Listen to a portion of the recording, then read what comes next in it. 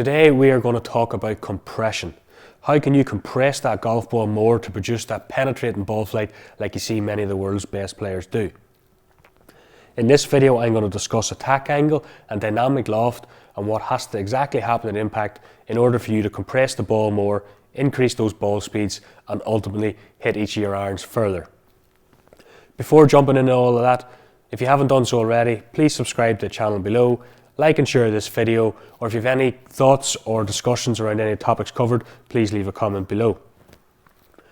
So, what do I mean when I say compression? Compression is when we get that feeling of the golf ball being squeezed by the golf club. The ball reacts quicker off the face, flies further with a more penetrating ball flight. How are we going to achieve this? Ultimately, all we need to do is deliver less dynamic loft at impact, and how we do this is by returning the handle of the golf club in front of the golf ball through the hitting area. For anyone that doesn't know, dynamic loft simply means the amount of loft present on the club face at the point of impact.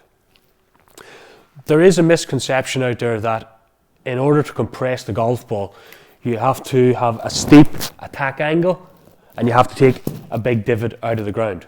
That's completely false. It is possible to compress the ball without taking a divot at all, which I'm going to illustrate coming up. So if we go ahead and I want you to take your 6 iron, I'm going to set up with the shaft completely neutral, meaning it's pointing straight up through my chest. There's no lean forwards or back. Now if this was my impact position, the attack angle here as the club's resting on the ground is at 0 degrees. The amount of loft that's on the club face is approximately 30 degrees. And as you see, the angle created between the dynamic loft and the attack angle is what's known as spin loft. So I want you to watch what happens when I move the handle of the golf club back behind the golf ball. You will see that the amount of dynamic loft increases, which then increases the spin loft. And what we're aiming to achieve in order to compress the ball more is we want to de-loft our club or decrease that dynamic loft. So if we move the shaft forward through impact, you can see how that de-lofts the face, which then decreases the dynamic loft on the golf club and decreases the spin loft. This is ultimately going to lead to more compression of the golf ball. It's going to give you more distance with your irons and it's going to improve your ball striking overall.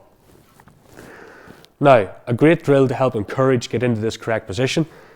Again, if you go ahead and take your setup position at address, from here we want to move into our desired impact position. So rotate the hips open and our hands move forward in front of the golf ball. We want to go ahead and do this a few times and really get a visual of where your hands should be. So I have a line here in this mat. You can use an alignment cane or another visual tool and make sure your hands are in front of the ball at impact.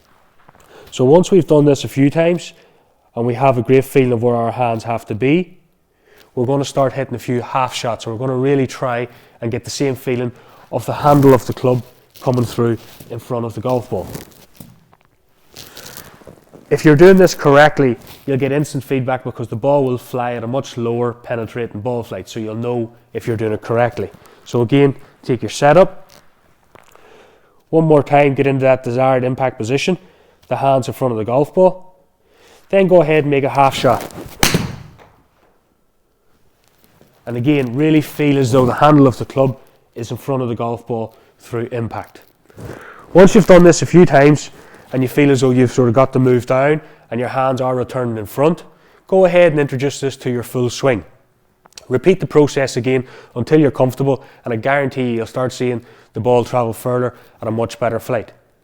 If you've liked everything you heard, again, please subscribe below, share the video and leave any comments you might have.